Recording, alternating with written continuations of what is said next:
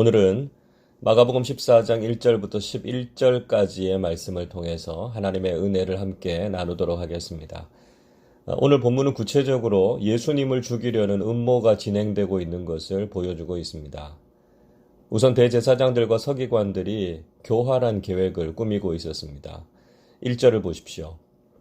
이틀이 지나면 유월절과 무교절이라 대제사장들과 서기관들이 예수를 흉계로 잡아 죽일 방도를 구하며, 그들은 유월절과 무교절을 앞두고 빨리 예수님을 죽이려고 했습니다. 왜냐하면 명절에 이런 일을 하게 되면 밀란이 일어날 수도 있었기 때문이었습니다. 유월절이 되면 수많은 사람들이 예루살렘에 모이게 됩니다. 아무래도 사람들이 많이 모이면 예수님을 십자가에 못 박으려고 하는 것에 대해서 이런저런 말들이 나오게 될 겁니다. 또 그들 중에는 예수님을 존경하고 따르는 사람들도 있었기 때문에 자칫하면 백성들의 소요가 일어날 수도 있었던 것이죠. 그래서 가능하면 사람들이 모이기 전에 예수님의 사건이 이슈가 되기 전에 빨리 처리하려고 했습니다. 자, 그 상황에서 내부의 배신자가 있었죠. 10절 말씀 보십시오. 12 중에 하나인 가룟 유다가 예수를 넘겨주려고 대제사장들에게 가매 말씀하고 있습니다.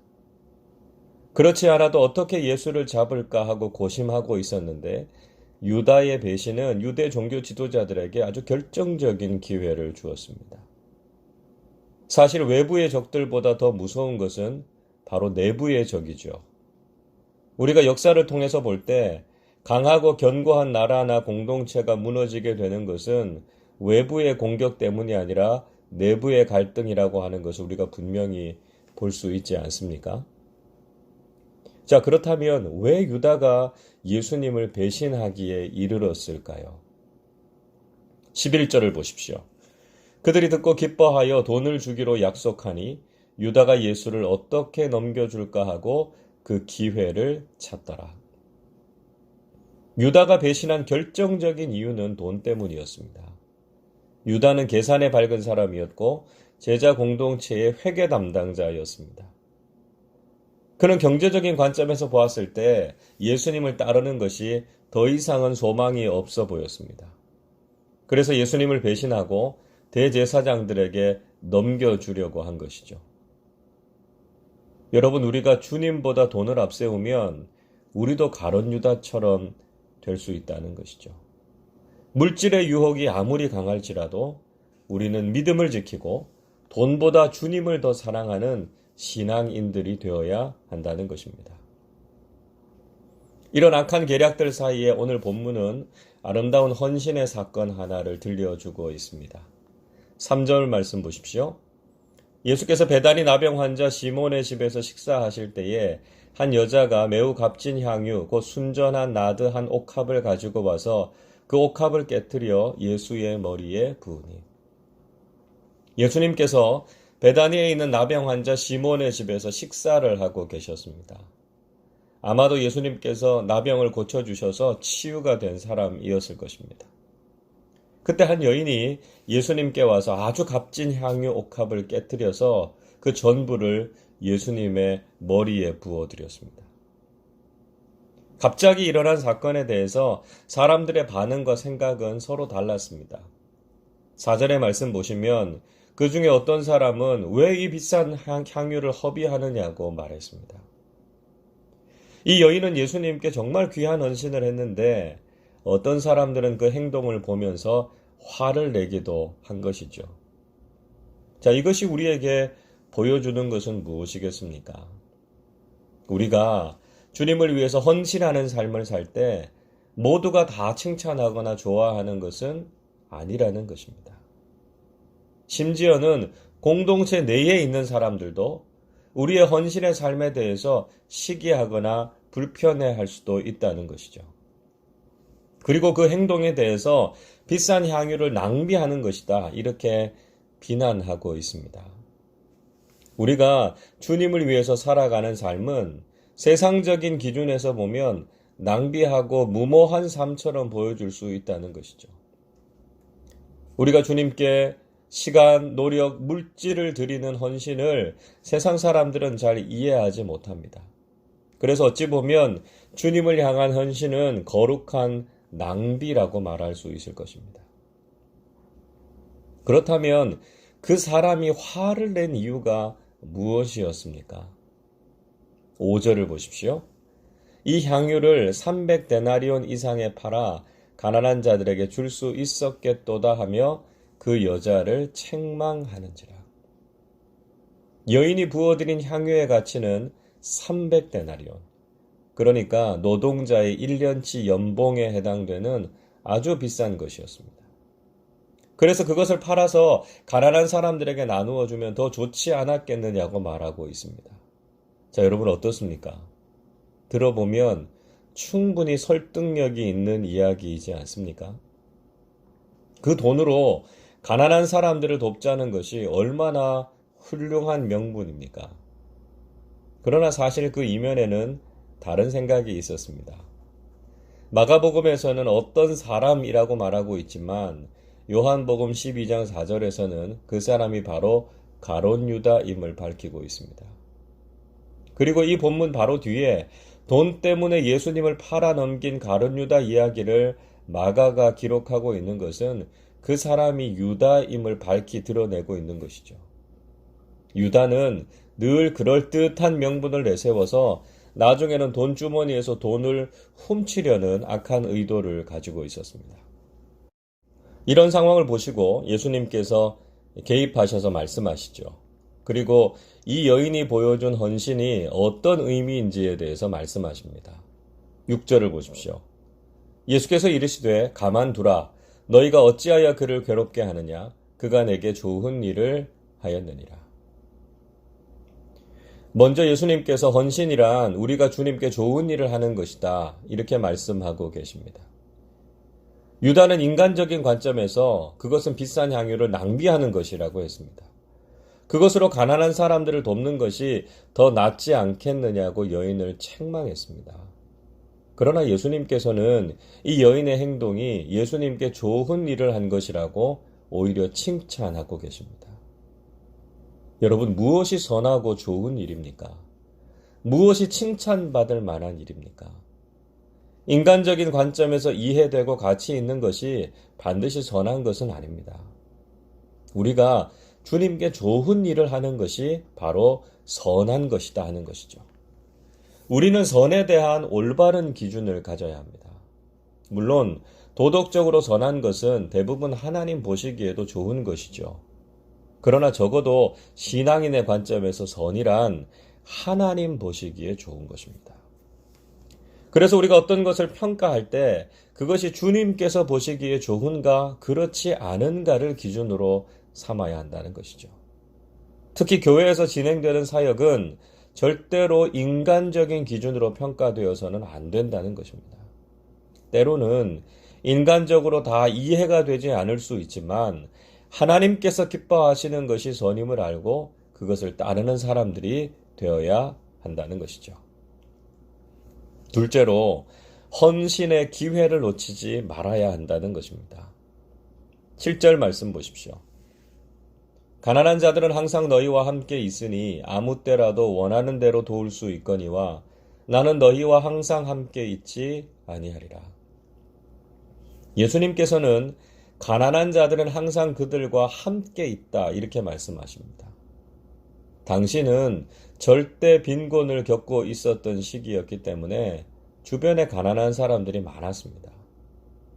과거나 지금이나 우리가 돕고 섬겨야 할 가난한 사람들은 얼마든지 있죠.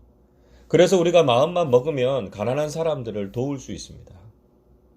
예수님께서 이렇게 말씀하시는 이유는 왜 평소에 그렇게 기회가 많았는데 가난한 사람들을 돕지 않았느냐는 책망의 말씀이기도 합니다.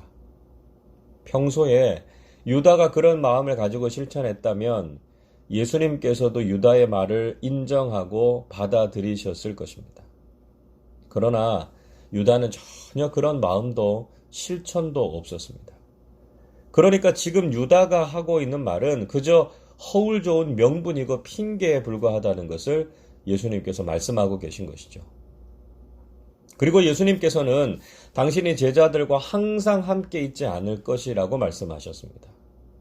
이제 곧 십자가에서 죽으실 것이고 부활하시고 승천하실 것이기 때문에 예수님께 좋은 일을 할 수 있는 기회는 많지 않았습니다. 여러분, 이 말씀은 우리가 헌신의 기회가 있을 때 헌신해야 한다는 것이죠. 헌신의 기회는 항상 있는 것이 아닙니다. 헌신할 수 있을 때 헌신하는 것이 좋습니다. 때로 우리가 다음에 헌신하겠다 이렇게 미루는 경우가 있습니다. 여러분, 다음에는요, 기회가 없을 수도 있습니다. 우리가 언제까지 살 수 있을지, 건강과 물질이 있을지, 또 무슨 일이 일어날지 우리는 알지 못합니다. 그래서 헌신의 마음을 주실 때 지금 바로 헌신하는 것이 중요하다는 것을 기억하실 수 있기를 바랍니다. 셋째로 주님께서 그 헌신의 의미를 깨닫게 해 주신다는 것입니다. 8절을 보십시오. 그는 힘을 다하여 내 몸에 향유를 부어 내 장례를 미리 준비하였느니라. 예수님께서는 이 여인이 향유를 부은 것이 예수님의 장례를 미리 준비하는 것이라고 말씀하셨습니다. 이 여인은 자신이 한 헌신이 어떤 의미인지 알지 못했습니다. 가끔 우리는 이유를 분명히 알면 헌신하겠다 이렇게 말하죠. 그러나 우리는 헌신의 이유를 잘 알지 못할 수도 있습니다.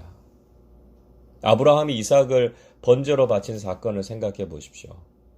아브라함은 그 헌신의 의미를 알지 못했고요. 그걸 이해할 수도 없었습니다. 그러나 하나님의 말씀에 순종해서 헌신을 결단했을 때 그는 여호와 이레의 복을 경험하지 않았습니까? 분명히 이 여인은 자신의 헌신의 의미를 알지 못했습니다. 그러나 예수님께서 그것이 예수님의 장례를 준비하는 것이라고 말씀하셨습니다. 자신은 전혀 의도하지 않았지만 그녀의 헌신은 최초로 예수님의 장례를 위해서 쓰임받는 결과를 낳았습니다. 여러분, 우리가 헌신의 이유를 다 알아야만 헌신할 수 있는 것이 아닙니다. 때로는 이해가 되지 않을지라도, 때로는 인간적으로 납득하기 어려울지라도 주님께서 원하시기 때문에 헌신하는 삶을 살아가시기를 바랍니다. 그러면 하나님께서 그 헌신의 의미를 부여해 주실 것이고 우리는 주님을 위해서 귀한 헌신을 했다는 것을 깨닫게 될 줄로 믿습니다.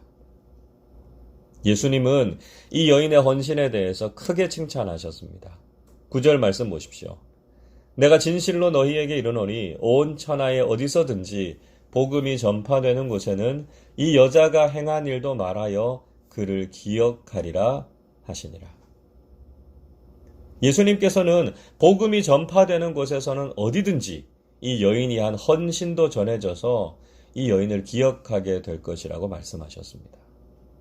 이 여인의 헌신은 모든 사람이 기억하는 헌신이 됐습니다. 지금 우리도 성경을 통해서 이 여인의 아름다운 헌신을 되새기고 있지 않습니까?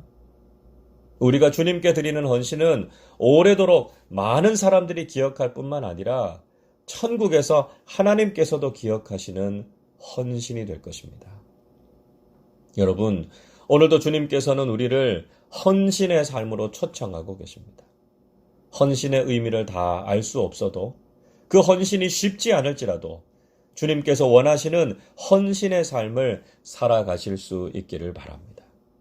우리에게 헌신의 기회가 있을 때, 헌신의 마음을 주실 때 기쁨으로 헌신하는 사람들이 되시기를 바랍니다.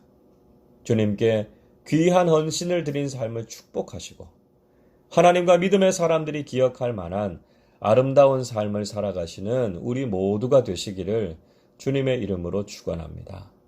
기도하겠습니다.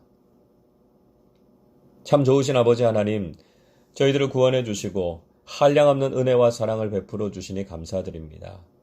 그 놀라운 사랑을 받았음에도 세상의 물질의 마음이 빼앗겨서 주님을 배반한 가룟 유다의 길을 걷지 않게 해 주시옵소서.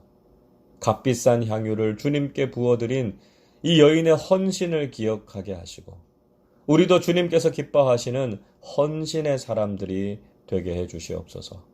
때로는 우리가 그 헌신의 의미를 다 알 수 없지만 주님의 은혜에 감격하여 기쁨으로 헌신하는 사람들이 되게 해 주옵소서. 헌신의 기회를 놓치지 않게 하시고 주님께 영원토록 기억되는 헌신의 삶을 살게 해 주시옵소서. 오늘도 주님을 위해서 선하고 좋은 일을 실천하게 하시고 주님께 칭찬받는 우리 모두의 삶이 되게 해 주시옵소서. 이제 사순절의 끝 고난주간을 맞이하게 됩니다. 우리의 삶 속에서 주님의 십자가를 깊이 경험하고 자기의 십자가를 지고 주님을 따르는 우리 모두가 되게 해 주시옵소서. 감사드리며 우리 주님 예수 그리스도의 이름으로 기도하옵나이다. 아멘.